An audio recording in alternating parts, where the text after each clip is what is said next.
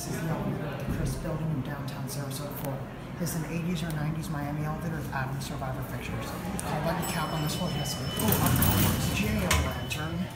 Down doesn't work. Down. Up 5, 4, 3, 2. Only up to 2. Here we go up. EPCO indicator.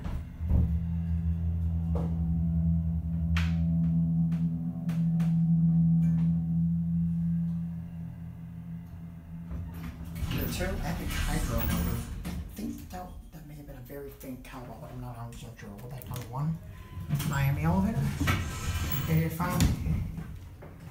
Nice cab. Obviously redone. LED lighting.